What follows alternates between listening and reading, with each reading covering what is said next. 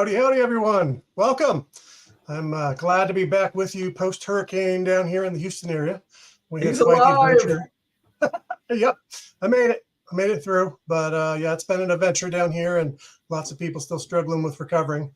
And so we're helping where we can, and glad that we actually have electric and internet back up. So glad for that, and glad to be with you. Glad you had Terry and Christine to carry the torch for us last week, and glad to be back and able to jump in on this topic we advertised and then re-advertised. So I'm Doug Goethe, for those who don't remember, founder and principal consultant of People Smart Group, and also the founder of the Organizational Health Collective, here with my good friend Terry.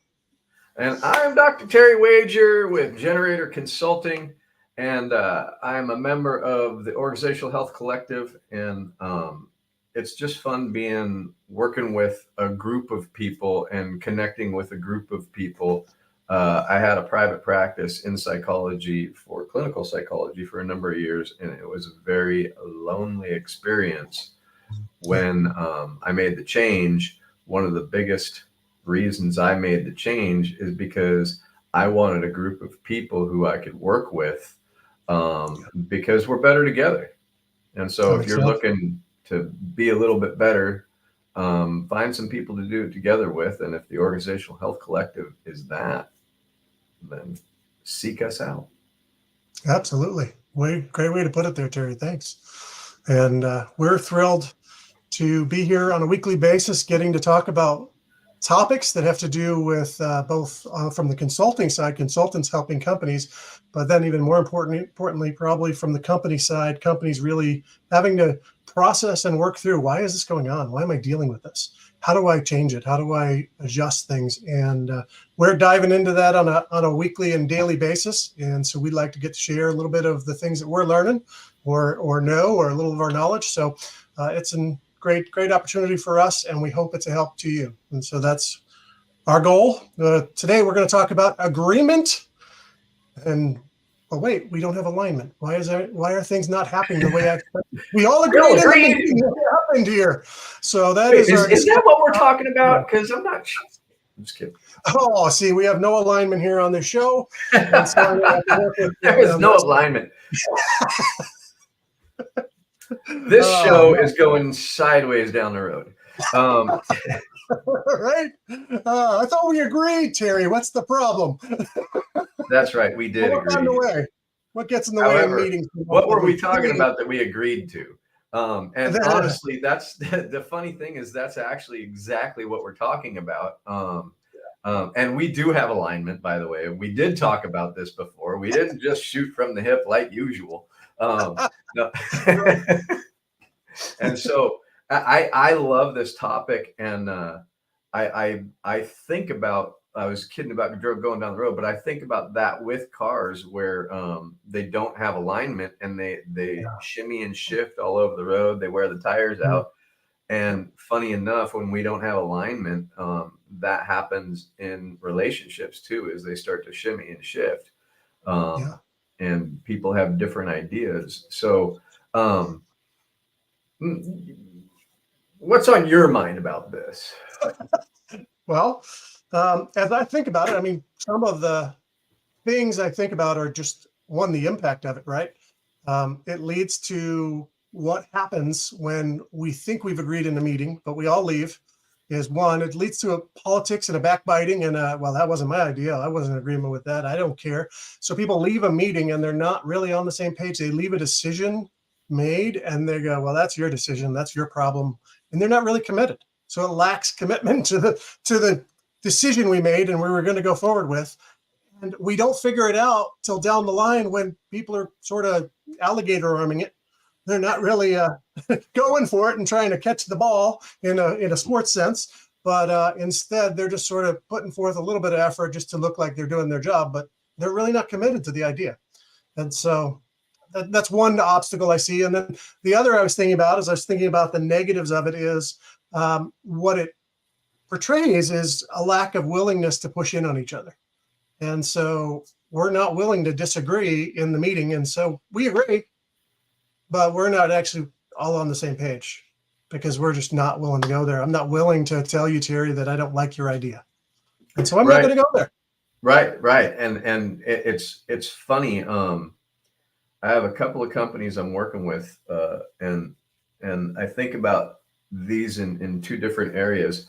The first company is, I'm not going to say what it is, but a restaurant. I'm not going to say what it is, but they have a number of locations, and there's alignment when we're talking in our meetings, but then there's no execution.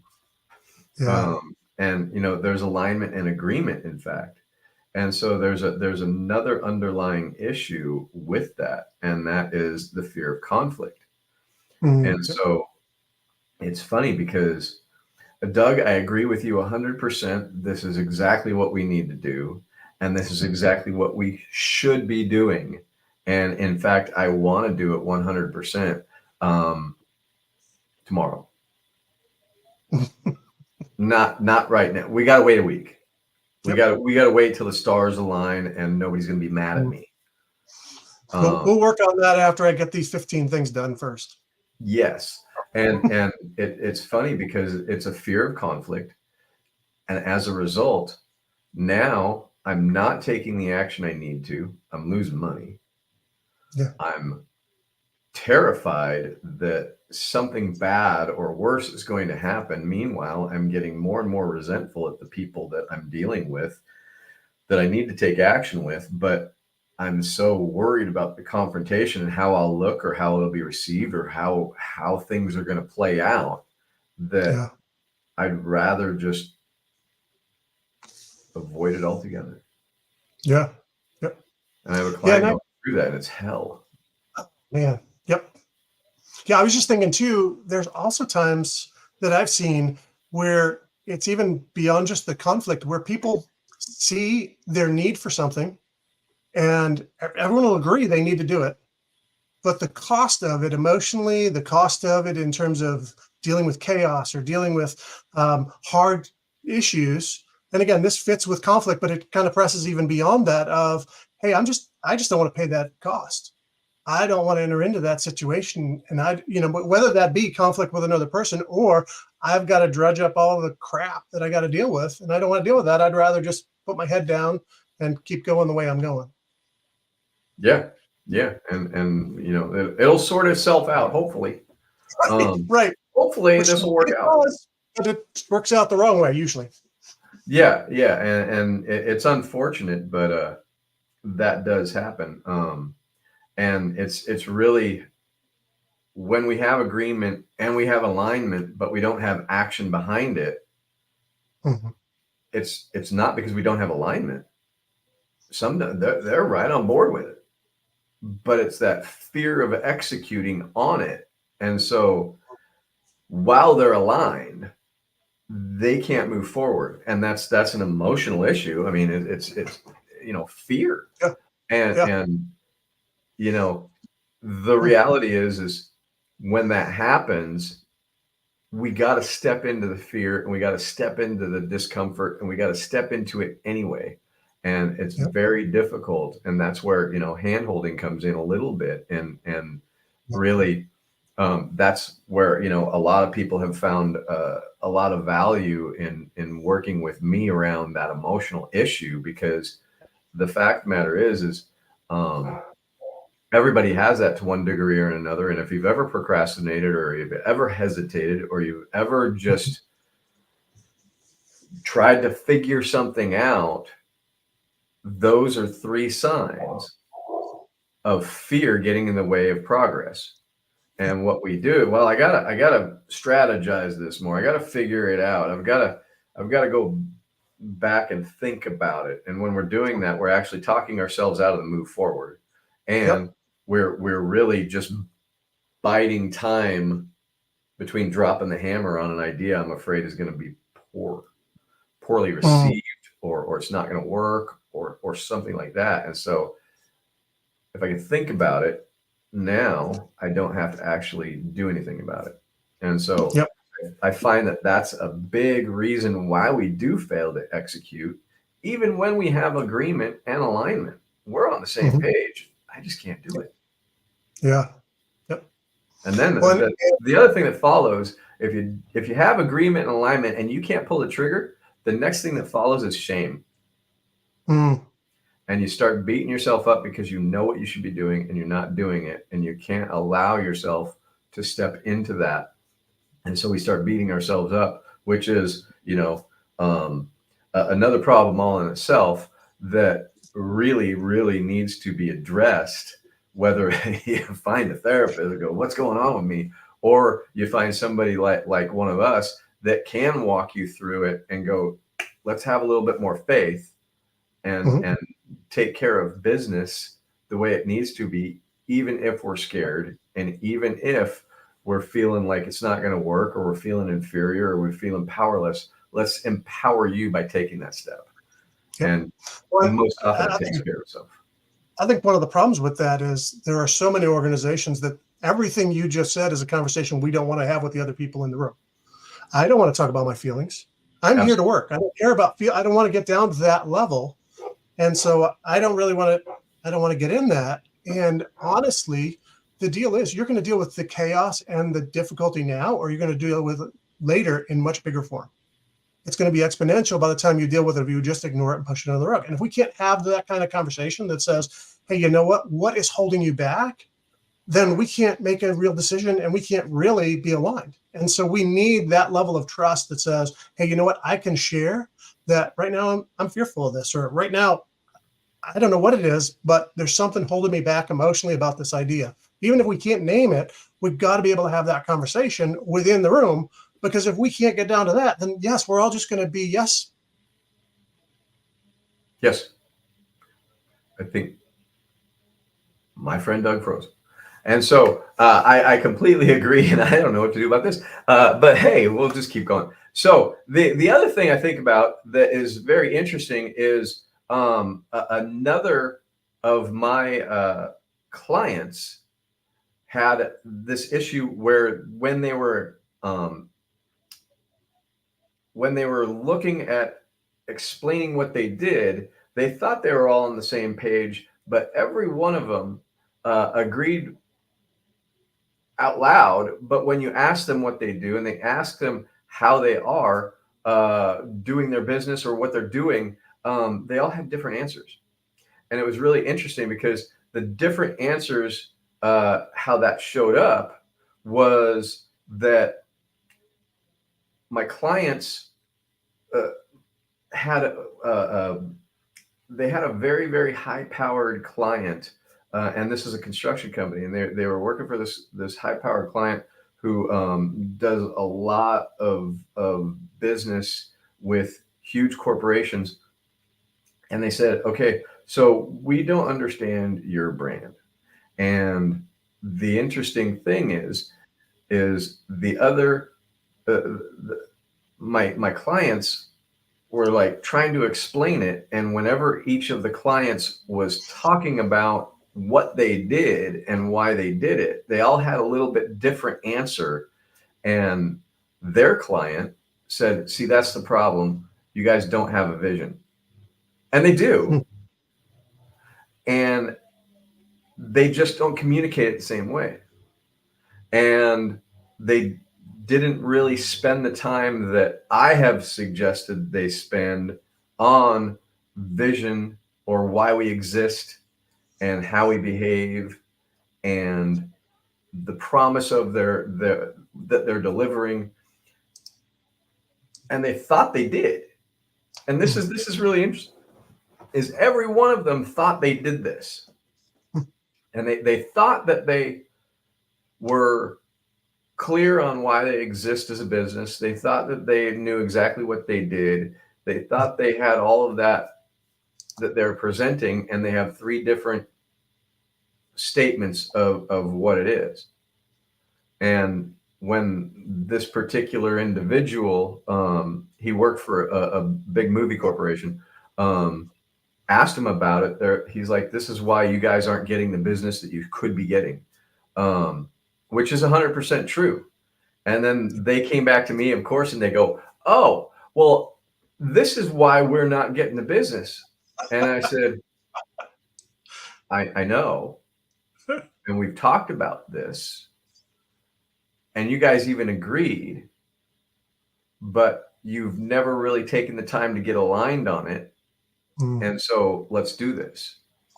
And it's funny because they were very aligned, but they didn't have the communication around it. And so they were in a little bit of frenzy mode and a little bit of grind and a little bit of hustle and a little bit of just go forward and things will work itself out, which honestly, I think that that's the better way to go rather than try to hesitate and think about what's next. To just go is a really good idea because the speed does kind of cure a lot of issues. But they weren't clear on that each other were saying different things. Yep. And so we spent some time with them actually this weekend, and we went over why we exist.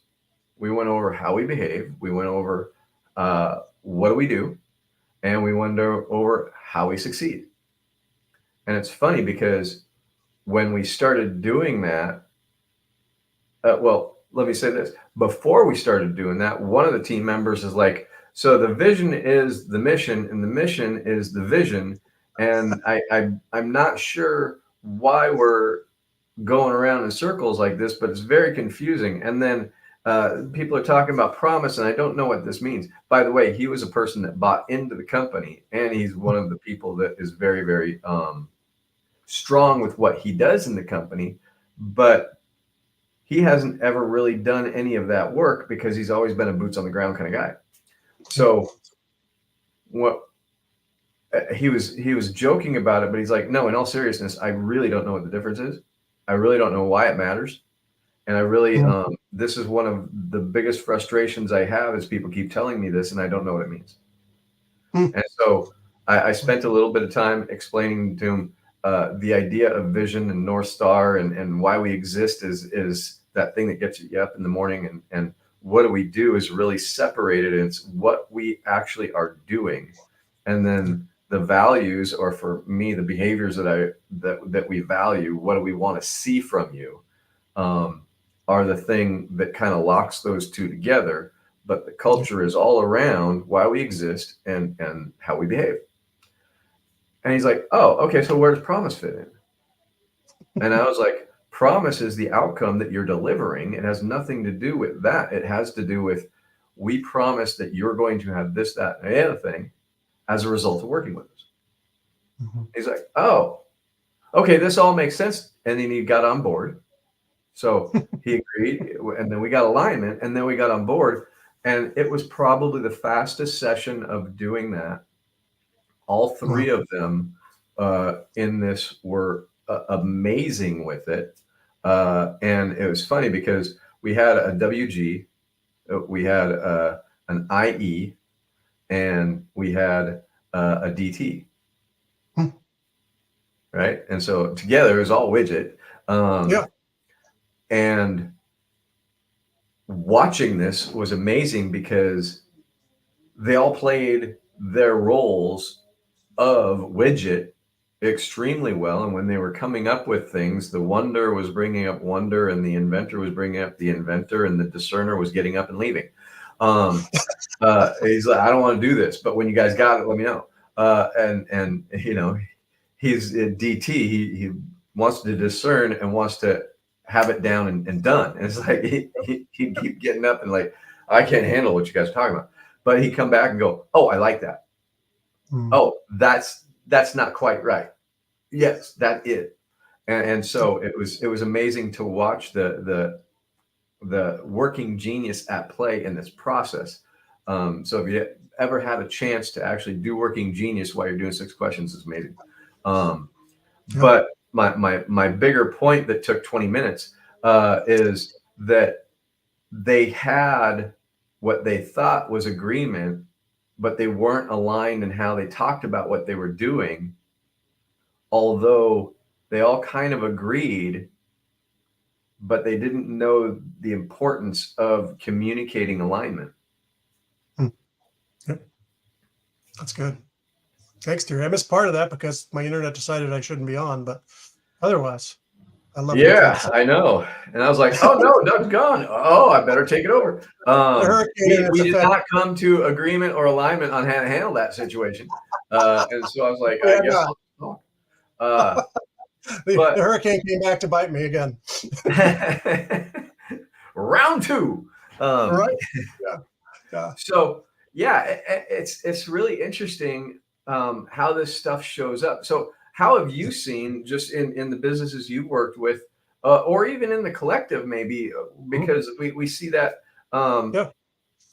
we get agreement, but maybe alignment is lacking, or we're aligned on stuff, but we can't agree with what we're aligning on. I'm not exactly sure how that works. Yeah. Feign agreement. Um, Yeah. Yeah. what's your Yeah. experience with I've had a couple different organizations I've been working with recently, and I mean, I've seen this, especially in one of them where you've got two different people who are saying the same things, but when we drill deeper, you realize what they're saying might match, but what they're meaning by it doesn't match at all. And so, and it was interesting because we got into their working geniuses as well, and the difference between the two was quite interesting. Because one's an ET and then one's a DG. And so, the DG is ready to, make decisions, figure things out, and then go. The ET Let's wanted to go. get on the ground and just do things. Let's stop. Let's not do this. And so seeing the different disagreement between those two was interesting to see. And as a facilitator, my job was keep bringing them back up to those 6 questions and going, wait a second here, we've got to determine, get you clear on this so that we're aligned, so that we do these things together and we're all on the same page. And it was an ongoing difficulty for me to have to keep bringing them back up. So we got a comment by Michael Weiland. I love this. Shared Yeah, communication definitions are essential to strategy development as well as execution. That is, yep, fantastic. Great absolutely. work, Michael. Thank you. For sure, that reality that we're all, how we communicate and what we're communicating needs definition. And if we could just be talking in total different directions, even saying the same thing. So it's wild how, and as a facilitator, that's a challenge, right? You're facilitating a group and you want to make sure that we're really clear on what we're communicating and how we're Yeah, saying it. absolutely. It's one of the areas that I think Christine and I found really quickly when we started working together is we have to go, okay, when you say good, what does that mean? Or Mhm. when you say fine, what does that mean? What does Yep. this word mean? So we are defining it together so that we Yep. understand and we're not going two different ways thinking we've Yeah. agreed. And it's Yep. really, and I find it happens a lot with labels. Um, Mm. Yeah. and so we label something as finished. Well, what does finished look like? Yep. Yep. Well, and the other piece, I think that's one of the beauties for those ETs out there who don't really like to get into that brainstorming place. It's one of the beauties of the brainstorming place because we're throwing things out and then we're saying, well, how do we define that? What does that really look like? And so we're pushing people within those 6 questions to say, okay, this is your why. Well, what does that mean? How does that play out? What does that look like? So that we can really get to the point of drill down into what are we really meaning by what's our why? And then the same thing for those values, right? We could use all sorts of words, but I'm constantly telling people, I'm like, hey, this isn't about the word you choose. We're not doing a marketing exercise here. We're actually getting to what the meaning, the depth of what is the quality, the character qualities of the people you actually want your company to be represented by. Who I who think who are you? that's How do you live? I think that's so important is that idea of the difference between a marketing statement and the reality of how we're actually um, building communication and building understanding within the infrastructure of us, not Yep. just what we're trying to say to the public. And they Yep. may reflect each other, of course, but if we just go for marketing message, it's never going to have any depth or weight to it. Um, Yep. and Michael again said another statement. I'm going to put it up there. Yep. And he said, I facilitated a retreat for a nonprofit board where we discovered there was no agreement among the board members on organizational history as documented in the organization's website. Hmm. That's really interesting because what can happen is people start resenting each other and they're not talking about it, or they are talking about it in the wrong areas. But that's an interesting kind of situation where you have it on your website and you don't agree. Right. Right. Yeah. Okay, now what do we do? And now how do we proceed? And so that's a really good example, Michael. Thank you for putting that out there. And so how do we build alignment then? Mm-hmm. Because I mean, well, let's go to agreement. One of the things that I found is super valuable, and I don't know where I learned this, but I learned this like freaking 15, 20 years ago when I was doing groups. I think I was working I think I was in the prison system at the time. And we'd have agreement, and then people would not follow through with what they're supposed to be doing. And I thought we had agreement, but what would happen is people kind of either nod their head or no real noise coming out of them. And so I just, okay, if everybody agrees, we move forward, right? Well, I found that we weren't getting anywhere. And so what I did is I said, okay, silence or a head nod or even a yes without reasoning equals disagreement. Yep. That's good. And I did this because I was tired of everybody pretending to agree. And so I said, unless I can really understand and get on board with why you agree, you're disagreeing. And so any meeting we had to go around and talk about whatever we were agreeing to, and this is the staff that we were working with and the different people on the treatment teams and things. If you're in agreement, we're going to understand why. And if you're disagreement, we're going to understand why, but nobody leaves until we understand, and silence is disagreement. Yep. And it was amazing how everybody started talking because they wanted to get the hell out of that room. Yep, absolutely. Yeah. So that's an awful norm for a meeting, right? I mean, that's again one of those things we work with teams on is what are the norms for our meetings, and to be able to say, hey, silence is disagreement. So if you're not going to speak up, we're going to stay here until you do, because we need to know whether you agree or not. Right. And some people may have felt like that was strong arming them, but once people got over that beginning feeling of, oh God, now I have to say something, stage fright. Right. They started contributing. The meetings got really rich with information, and the people who weren't actually sharing had the most to say a lot of times. And so that's how I dealt with making sure that agreement was real. Yep. So, well, and the hard part for a leader is it takes work, right? So it took you work to actually draw everyone out. Absolutely. Yeah. You got to be committed. That's not the hard part of the work. The work's not the hard part. The being indicated as the troublemaker. And right. Yeah. I mean, here we go again. I'm the troublemaker again. I've played this role, black sheep. I'm the designated troublemaker a lot. I think it's the DG in me. But we tend to be disruptors because we do that discernment and then galvanize people to see it in a different way or say more about it or whatever. And it does get to be very tumultuous here and there. But that's the fear part, is really having to talk about it more. So how do we get alignment? Great question. So I think some of the key things, well, one point I wanted to make is going back to those 6 questions as well. One of the things I push people to do is not use common words a lot of times. Not just say, oh, I want people who are humble. Well, what do you mean by humble?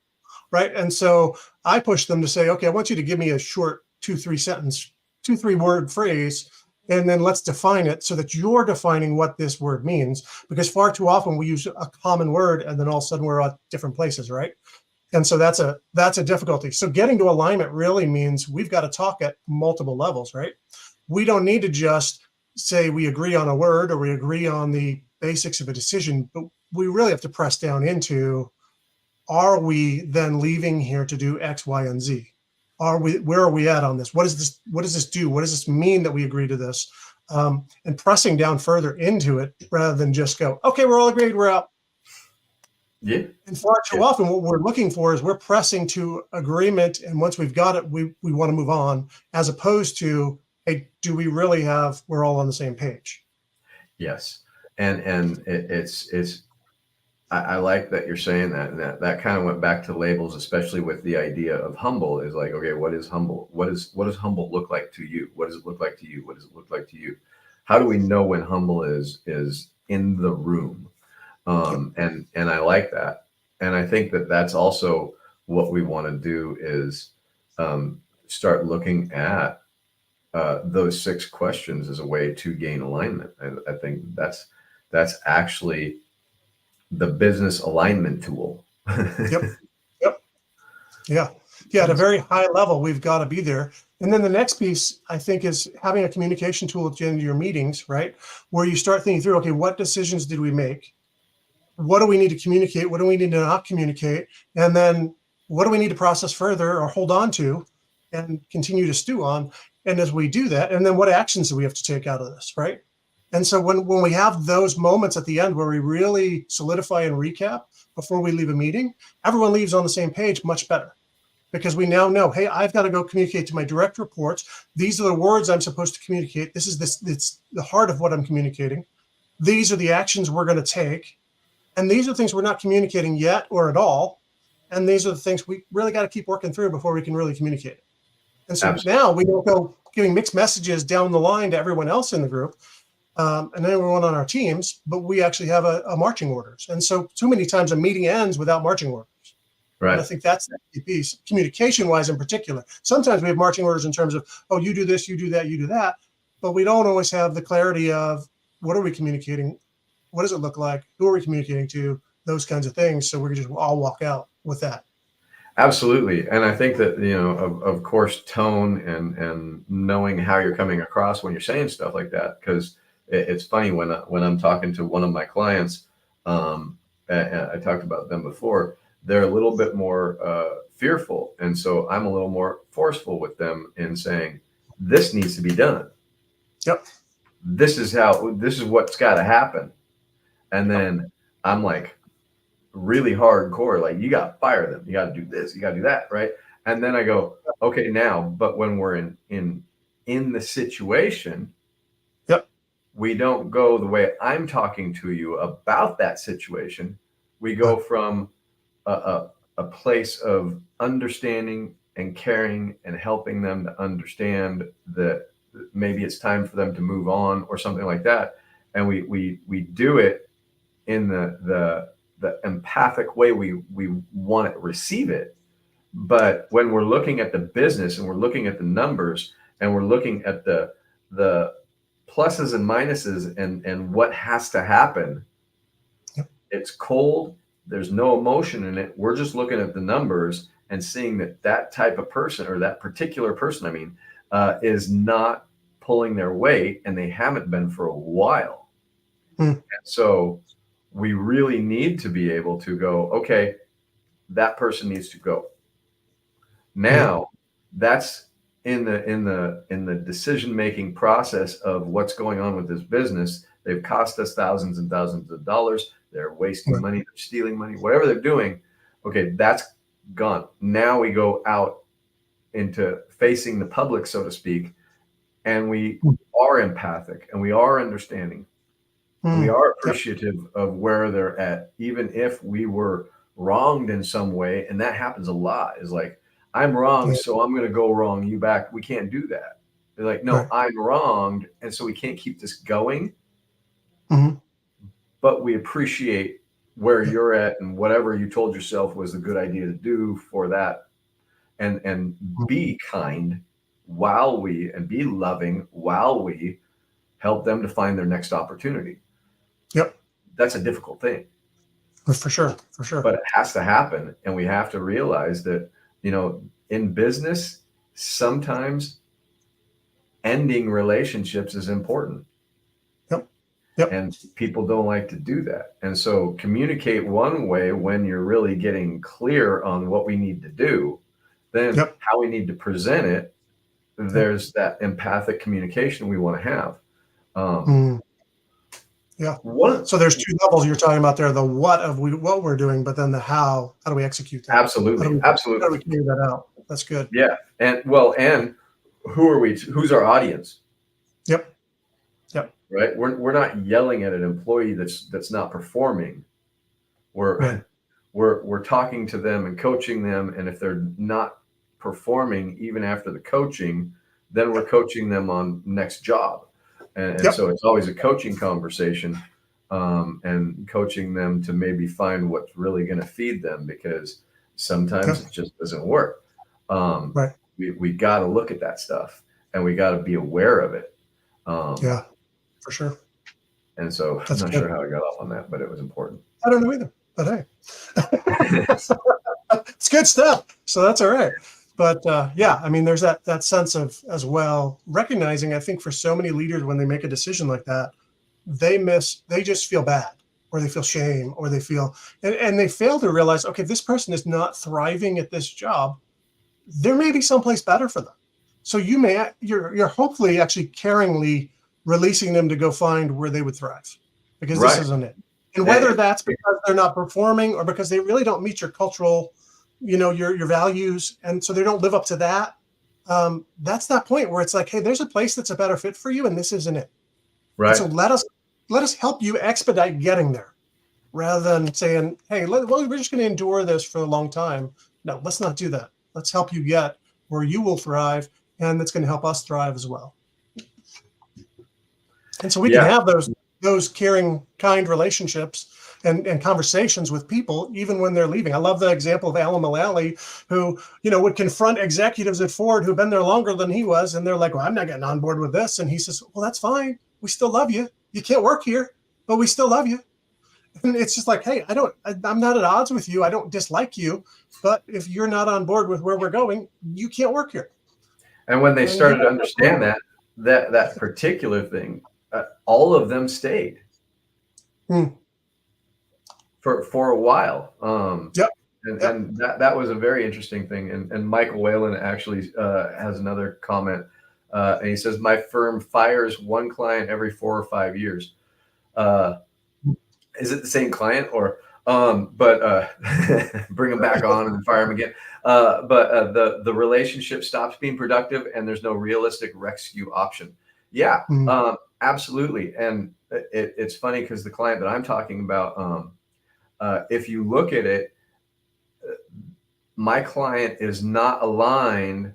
Well, they're aligned with what I'm saying, but they're frightened to take action on what I'm asking them to do. But it's almost a parallel process, because she gets alignment with her manager that needs to go, and then there's no execution.